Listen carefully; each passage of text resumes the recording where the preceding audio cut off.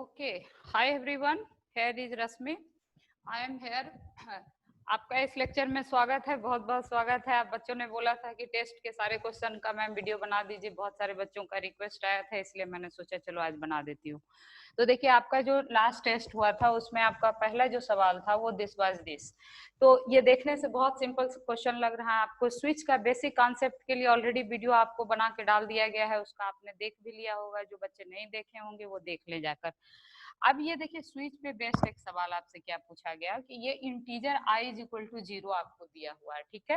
फिर switch i यहाँ लिखा हुआ है, इसका मतलब कि और कंप्यूटर इज, यहाँ कंप्यूटर को क्या विजिबल होगा? 0, राइट। कंप्यूटर की विजिबिलिटी यहाँ स्विच 0।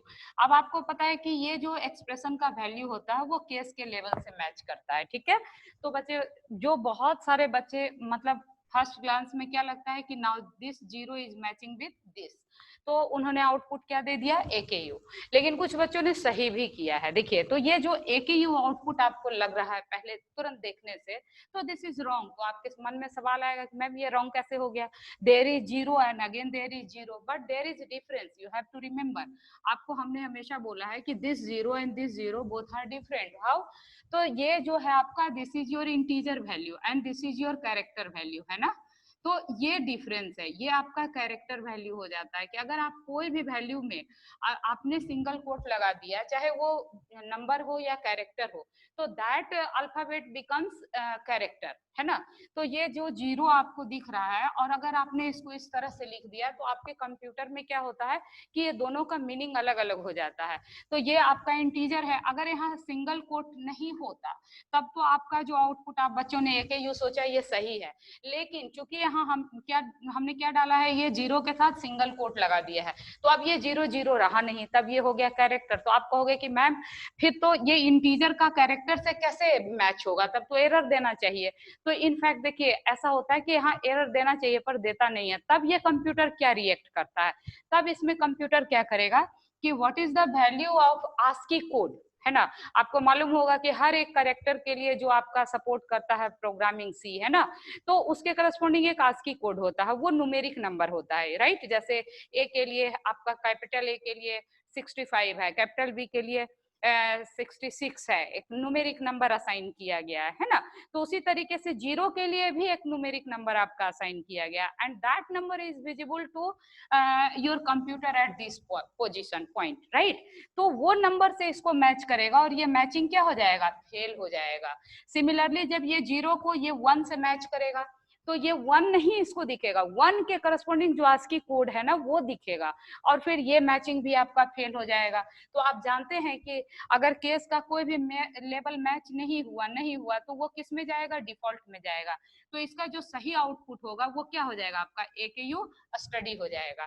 तो होप आपको ये सवाल का कॉन्सेप्ट समझ में आ गया। तो हम लोग दूसरा सवाल डिस्कस करते हैं।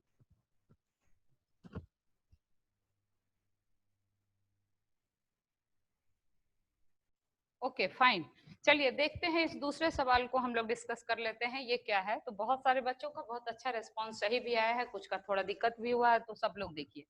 अब यहाँ पर जैसे देखिए, आपने बनाया int i is equal to 3, ठीक है। इसका मतलब i में जो वैल्यू है वो क्या असाइन कर दिया आपने? 3 कर दिया, ओके फाइन। अब यहाँ जब स्विच में i लिखा हुआ है तो ये क्या हो जाएगा? तो ये i के जगह 3 दिखेगा हमेशा की तरह, ठीक है। अब आपको क्या मालूम है कि ये जो वैल्यू आया वो केस के लेवल से मैच होना है। जिस का लेवल मैच होगा उसको वो क्या करेगा? उसके स्टेटमेंट को प्रोसेस करेगा। ये आप अच्छी तरह जानते हैं, ठीक है, अच्छी बातें जानते हैं। तो अब यहाँ पर देखिए क्या है कि थोड़ा सा कंफ्यूजन हो जाता है बच्चों को, कि मैं अक्सर बोल देती हूँ कि केस में जो एक्सप्रेशन होता है लेवल के जगह, दैट इज नॉट अलाउड। तो यहाँ पर गौर कीजिएगा, एक्सप्रेशन दो तरह का होता है, कांस्टेंट एक्सप्रेशन और दूसरा वेरिएबल एक्सप्रेशन, राइट। तो यहाँ पर जो एक्सप्रेशन है this is constant expression, right. तो यहाँ देखिए 0 + 1, 1 + 2, ये सब कांस्टेंट एक्सप्रेशन है। इसका जो इवैल्यूएशन होता है वो कंपाइल टाइम में ही हो जाता है, ठीक है। तो इस तरह का एक्सप्रेशन केस के लेवल के जगह बिल्कुल वैलिड है। पर अगर कोई बच्चा यहाँ a + b लिख दे और उसका वैल्यू रन टाइम में मतलब स्कैन करा के रीड कर रहा हो, तो उस तरह का एक्सप्रेशन केस में बिल्कुल भी अलाउड नहीं है, कंडीशन अलाउड नहीं है, कोई फ्लोट का वैल्यू नहीं अलाउड है, समझ रहे ना। तो ये सब कुछ रिस्ट्रिक्शन है आपके केस लेवल में। तो चलते हैं देखते हैं, क्योंकि ये तो अलाउड है, तो अब आप देखिए ये 3 यहाँ पर क्या वैल्यू आएगा 3, और इस जगह पर क्या है 0 + 1 क्या इवेल्युएट करेगा कंप्यूटर 1, तो 3 का मैचिंग 1 से सक्सेसफुल नहीं हुआ, तो आपका ये वाला तो ऑप्शन खत्म हो गया, ठीक है। फिर ये क्या हो गया, ये आई में 3 है, तो ये 3 का वैल्यू 1 + 2 इवेल्युएट करेगा 3, तो यहाँ पर 3 जब ये मैच हो जाएगा तो आपका आउटपुट क्या आने वाला है स्टडी। अच्छा यहाँ गौर कीजिएगा कि यहाँ चूंकि ब्रेक लिखा हुआ है तो आप बच्चों का जवाब क्या होगा कि मैम इसके आगे कुछ नहीं एग्जीक्यूट होगा, लेकिन फॉर टाइम बीइंग अगर देखिए अगर ये ब्रेक लिखा हुआ तब तो इस सवाल का जवाब हो गया, स्टडी आउटपुट आएगा, खत्म हो गई बात, है ना। यहाँ पर एक केस का लेवल मैच हो गया और यहीं से स्टडी प्रिंट करके आपका प्रोग्राम बाहर आ जाएगा। लेकिन मैं आप लोगों से पूछती हूँ कि अगर इसी सेम प्रोग्राम में यहाँ से ब्रेक हटा दिया गया होता तो आपका आउटपुट क्या आता, तो आप बच्चे रेस्पॉन्ड करेंगे कि मैम तब उस परिस्थिति में स्टडी AKU स्टडी लिखा हुआ आता, तो मैं कहूंगी बिल्कुल सही। लेकिन कुछ बच्चे को लगेगा ऐसा कैसे हो गया, तो ऐसा इसलिए हुआ क्योंकि हम लोग केस में, मैंने अपने वीडियो में फर्स्ट वीडियो में भी मैंने बार बार बताया कि अगर आप ब्रेक नहीं देते हैं तो क्या करता है उसके आगे के हर एक स्टेटमेंट को वो क्या करेगा एग्जीक्यूट कर लेगा, मैच हो अथवा ना हो। तो यहाँ पर भी वही होगा कि जिस पॉइंट पर इसका मैचिंग हुआ उसके आगे से वो क्या करेगा, जैसे ये स्टडी तो प्रिंट करेगा ही करेगा और डिफॉल्ट वाले को भी प्रिंट कर देगा अगर आप ब्रेक हटा देंगे तो। लेकिन चूंकि आपके इस सवाल में आपको जज करने के लिए क्या किया गया है, ब्रेक दे दिया गया है, तो इसका सही आउटपुट क्या होगा study. Very good, almost students has already done very correct answer, tick right. तो हम लोग चलते हैं, बहुत सारे बच्चे ने इसको करेक्ट किया भी है, बहुत सारे बच्चे नहीं भी टेस्ट में अपियर हुए, तो उम्मीद करते हैं वो सारे बच्चे अगले टेस्ट में आ जाएंगे, अपियर हो जाएंगे। तो चलिए हम लोग देखते हैं तीसरा सवाल, ठीक है। ओके ओके चलते हैं हम लोग देखते हैं तीसरा सवाल, ठीक है। अभी देखिए कुछ बच्चों ने बिल्कुल 5 के 5 सारे सवाल सही बना दिए हैं, तो उनको बहुत बहुत कॉन्ग्रेचुलेशन, बहुत बहुत बधाई। मैं उम्मीद करती हूँ आप अपने टेस्ट के लिए आगे भी ऐसे ही कंटिन्यू करेंगे। तो लेकिन मैं बाकी बच्चों को बता दूं कि जिनका आउट ऑफ 10 आ रहा है, तो वो बच्चे ऐसा नहीं है कि मतलब एकदम से एक बार में ले आए हैं, वो बहुत मेहनत कर रहे हैं शुरू से, है ना। तो मैं उन सभी बच्चों को कहूंगी बिना परिश्रम के कुछ नहीं होता है, यू हैव टू डू, है ना। तो देखिए पढ़ने के कई चरण है, मैं थोड़ा सा यहाँ बोलना चाहती हूँ। जैसे एक तो रेगुलर रहिए, है ना, हर दिन कुछ ना कुछ पढ़िए, जैसे भोजन जरूरी है प्रतिदिन वैसे ही पढ़ना जरूरी है हर दिन, ठीक है। ऐसा नहीं होना चाहिए ढेर सारा एक दिन पढ़ लिया फिर अगले दिन कुछ नहीं पढ़े, नहीं, आप रेगुलर में पढ़िए। दूसरी बात, पहले एक बार कॉन्सेप्ट बनाइए और फिर उसके ऊपर से प्रॉब्लम प्रैक्टिस कीजिए। जिन बच्चों ने इसके कॉन्सेप्ट को बहुत अच्छे से फोकस नहीं किया वो पहले प्लीज जो इसका बेसिक वीडियो है स्विच और लूप का उसको देख लीजिए, और जिन्होंने ऑलरेडी देखा हुआ उसको कोई दिक्कत नहीं, वो सवाल को प्रैक्टिस कर सकते हैं। और हरी नहीं होना है, जिन बच्चों को मार्क्स कम आए या 0 आए उनको परेशान नहीं होना, उनको शुरू करना है, मेहनत करना है। आप कोशिश करोगे धीरे धीरे धीरे धीरे इंप्रूव होता चला जाएगा, ठीक है। All the best. चलते हैं, आइए यहाँ डिस्कस करते हैं। तो यहाँ पर इस सवाल में कुछ अच्छा कॉन्सेप्ट भी है, जैसे आपको हैश डिफाइन लगाया गया, हैश डिफाइन इवन और ऑड, तो आपको याद होगा हैश डिफाइन को प्री प्रोसेसर कहते हैं, है ना, ये प्री प्रोसेसिंग होता है। इसका मतलब क्या हुआ कि before compilation it process, right. तो जैसे यहाँ पर देखिए इवन है आपका, तो जहां कहीं भी इवन है प्रोसेसिंग से पहले वो वैल्यू यहाँ क्या हो जाना है 0, तो this is the work of pre processor. तो जो हमको यहाँ इवन दिख रहा है इसकी जगह कंप्यूटर को क्या दिखना है 0 दिखना है। डिफाइन ऑड 1, इसका मतलब क्या हुआ, जहां जहां आपके प्रोग्राम में ऑड लिखा हुआ है वहां वहां कंप्यूटर को क्या दिखने जा रहा है 1 दिखने जा रहा है। ये कंपाइलेशन से पहले प्री प्रोसेसर का काम हो जाता है, जैसे एक कंपाइलर सॉफ्टवेयर है वैसे ही प्री प्रोसेसर भी एक सॉफ्टवेयर है कि नहीं, इसीलिए उसका नाम प्री प्रोसेसिंग रखा गया है, ठीक। तो ये हैश उसी का पहचान होता है। डिफाइन स्मॉल लेटर में देना है, स्पेस और कैपिटल में आप इसको लिखिए चाहे स्मॉल में लिखिए, लेकिन आपको ध्यान ये रखना है कि आप जैसे लिखेंगे वही सब में फॉलो करना है, केस सेंसिटिव लैंग्वेज है आपका सी। तो चलिए आपको इतनी बात समझ में आ गई कि भाई ये हैश डिफाइन का यही रोल है कि इवन की जगह 0 और ऑड की जगह 1 लिखा जाएगा। तो अब ये काम कैसे कर रहा है, तो देखिए i is equal to 3, again i में क्या है आपका 3 है। अब आ जाइए यहाँ i %1, अब इसमें बच्चे जो है बहुत सारे बच्चे को ऑलरेडी पता है कि i और $i दोनों में क्या अंतर होता है, तो ये जो होता है ये बीट वाइज ऑपरेटर है और ये वैल्यू के ऊपर है कि नहीं। तो यहाँ बीट वाइज मतलब क्या कि i का जो वैल्यू है वो क्या है आपका 3, तो 3 को अगर बीट में आप रिप्रेजेंट करेंगे तो how that is it would be. तो आपका क्या, आप कहेंगे कि मैम ये 1 1 होगा, 3 को तो 1 1 रिप्रेजेंट करते हैं ना बाइनरी में, है ना। और ये 1 को अगर आपने बिट में रिप्रेजेंट किया तो आप क्या रिप्रेजेंट करने वाले हैं, 0 1। तो देखिए जब इसको एंड करेंगे बिट वाइज तो इसका एंडिंग क्या होगा 1 और इसका एंडिंग क्या हो जाएगा 0। तो आपको फाइनली इसमें क्या मिलने जा रहा है, तो आप क्या मतलब क्या होप करते हैं बताइए, इसमें आपको क्या मिलेगा बिट वाइज जब आप 1 1 करेंगे, है ना। और ये 1 है, 0 1 है, ठीक है। तो इसमें आपको क्या मिलने जा रहा है, 0 1 एंड है, तो क्या होगा बताइए। और उसी तरीके से जब आप ये ऑड है, ऑड को 1 से रिप्लेस किया गया है ना, और इसको 0 से रिप्लेस किया गया है, तो ये कैसे होगा आपका बताइए, जस्ट चेक इट।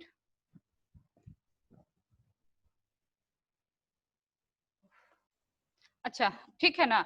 तो इसको कैसे आप करिएगा, तो देखिए ये 1 1 हो गया आपका, ऐसे समझिए, ठीक है ना। ये आपका क्या हो गया, 3 क्या है 1 1 है। तो इस 1 1 को जब आप 1 के साथ एंड करने वाले हैं तो ये क्या होने वाला है, तो दोनों 1 को आप 1 के साथ ही एंड करने वाले हैं ना, क्योंकि यहाँ क्या लिखा गया कि इस 1 को, इसके 3 के हर 1 को आप क्या करने वाले हैं, 1 के साथ एंड करने वाले हैं, बिटवाइज ऑपरेटर है। तो इस दोनों का 1 के साथ आप करिएगा तो ये क्या मिलने वाला है 1। तो इसका मतलब क्या हुआ, इस स्विच का जो इवैल्यूएशन होगा वो आपको वैल्यू क्या देने वाला है 1।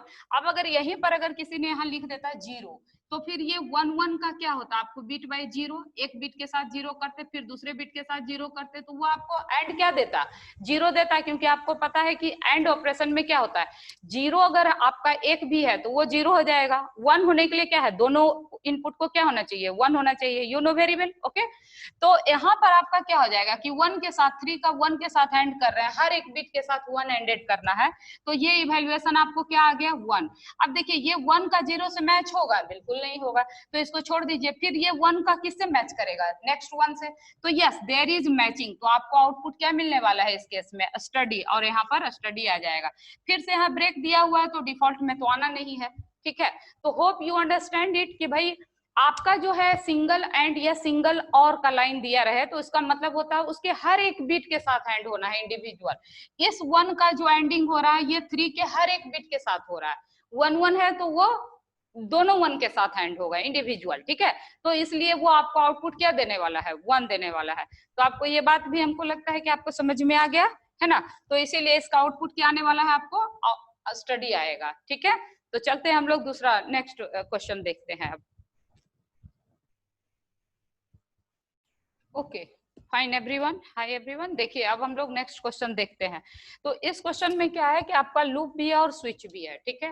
तो आपको दोनों कॉन्सेप्ट थोड़ा सा रिवाइज हो जाएगा। तो एवरीवन नोज दैट कि लूप कैसे काम करता है। अगर के 0 से शुरू हो रहा तो यहाँ आप लिख दीजिएगा के, उसके बाद कहाँ जाएगा, ये कंडीशन पे जाएगा कि भाई ये कंडीशन चेक कर रहा है कि is this 0 is less than 20, तो कंडीशन आपका क्या है ट्रू है। तो आपको मालूम है कि जब ये इनिशियलाइजेशन के बाद कंडीशन चेक होता है और अगर ये कंडीशन ट्रू है तो वो लूप के अंदर आएगा।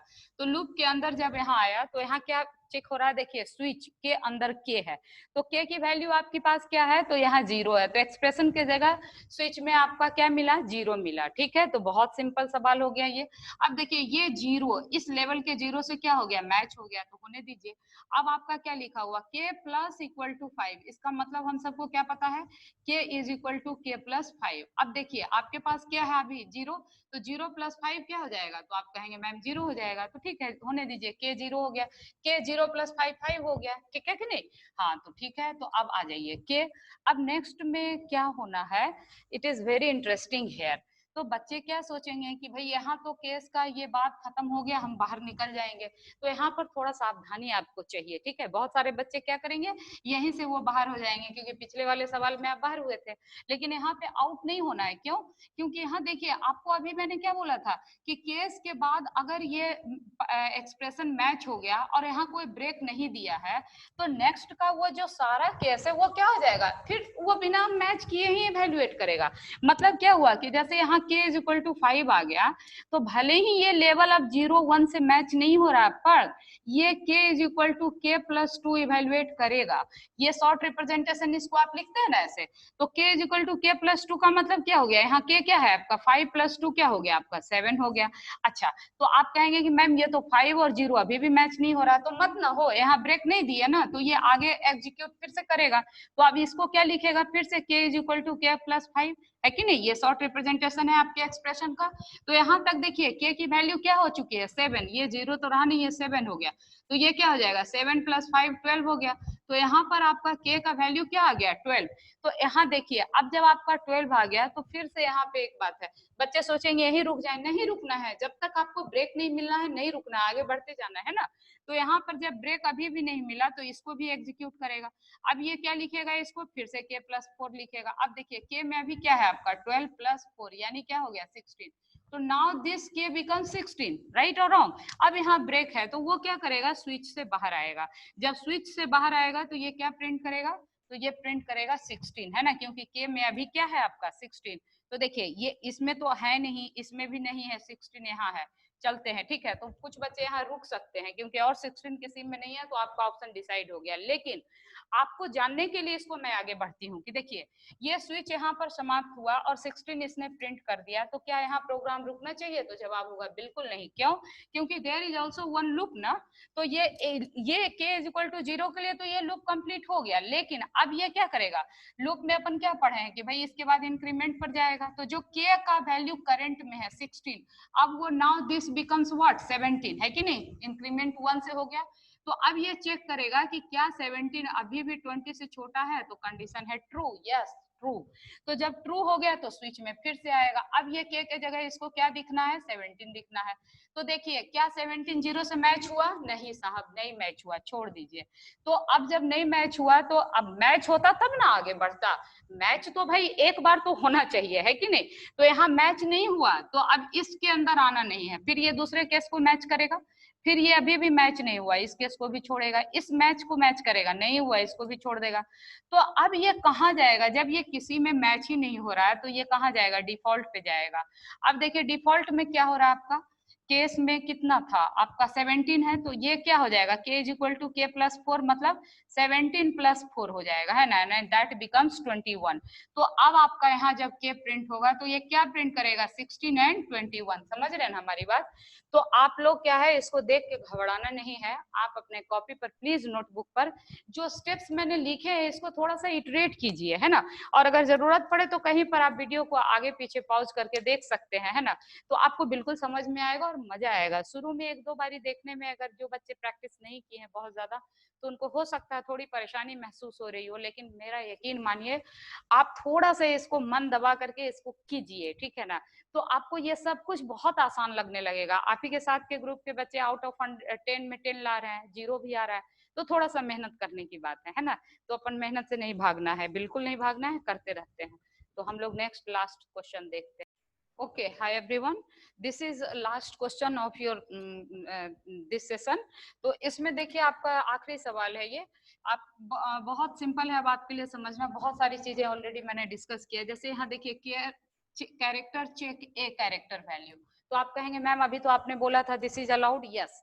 तो यहाँ जब ये कैरेक्टर वैल्यू है ड्यू टू सिंगल कोड, तो यहाँ जब चेक आपने लिखा तो ए की जगह इसको क्या लिखने का है, आस्की कोड। अगर इंटीजर से कंपेयर होगा तो आस्की कोड देखेगा, और केस का लेवल अगर आपका क्या है कैरेक्टर, तो वो कैरेक्टर के कैरेक्टर वैल्यू से मैच करेगा। यहाँ तक तो बिल्कुल क्लियर हो गया आप लोग को। ऐसे ही कैरेक्टर इंटीजर वैल्यू, बहुत बच्चे हम पहले भी मैसेज किए थे कि भाई मैम कैसे कैरेक्टर वैल्यू को हैंडल करता है सी, तो this is the only concept, right, कि अगर कैरेक्टर वैल्यू को कैरेक्टर वैल्यू से कंपेयर करिएगा या ऑपरेशन परफॉर्म कराइएगा तो वो कैरेक्टर ही रहेगा, लेकिन अगर उसका इंटीजर से ऑपरेशन परफॉर्म कराइएगा तो कैरेक्टर के करस्पॉन्डिंग जो आस्की कोड होगा वो कंप्यूटर ले लेता है, ठीक है। तो नाउ इट्स क्लियर यू। तो अब यहाँ पर देखिए कि यहाँ कैरेक्टर ए लिखा गया, यहाँ तक तो सही है, लेकिन यहाँ और ऑपरेशन लगाया 1, तो क्या ये सही है, तो केस का जो लेवल होता है ना, उसके जगह पर आप इस तरह का एक्सप्रेशन नहीं लिख सकते हैं जिसमें कंडीशनल सिचुएशन आ जाए, जहां कंडीशन आप किसको कहते हैं, जिसकी वैल्यू ट्रू और फॉल्स हो। तो यहाँ पर ट्रू और फॉल्स वाला सिचुएशन बन रहा है कि एंड है और है ना। तो इस तरह का काम आप यहाँ नहीं कर सकते हैं कि what it would be evaluate, right. तो यहाँ पर ये कंपाइल टाइम एरर आपको दे देगा। कंडीशन, फ्लोट वैल्यू, ये सब आप ये या इस तरह का रिलेशनल ऑपरेटर का expression you can not right at the place of what, level के जगह आप इस तरह से नहीं लिख सकते हैं। That is why it will gives you compile time error, ठीक है। तो होप करते हैं आप लोग को ये मेरा जो भी एक्सप्लेनेशन है वो पसंद आया होगा, सवाल अच्छे लगे होंगे। अगर अच्छे लगे होंगे, आपको इफेक्टिव लगा होगा, तो आप प्लीज इफेक्टिव टाइप कर दीजिएगा कमेंट सेक्शन में, ठीक है। आपका सुझाव हमेशा हमारे लिए बहुत जरूरी है। अगर आपके पास कुछ सुझाव है तो हमको पर्सनली व्हाट्सएप जरूर कीजिए। व्हाट्सएप नंबर हमारे डिस्क्रिप्शन में जरूर दिया रहता है, सबसे नीचे वीडियो के, है ना। डिस्क्रिप्शन में व्हाट्सएप नंबर मेरा दिया हुआ रहता है, वहां पर आप जाकर जरूर हमको मैसेज करें। वीडियो में कमेंट जरूर करें, है ना, उससे हमको इंकरेजमेंट आता है। और अगर आपको अच्छा लगा होगा तो प्लीज आप इसको शेयर जरूर कीजिएगा, सब्सक्राइब कीजिए चैनल को। और हम बहुत जल्दी आपके साथ फिर किसी दूसरे वीडियो में मिलेंगे अगले टेस्ट के साथ, ठीक है। तब तक take care, bye, thank you.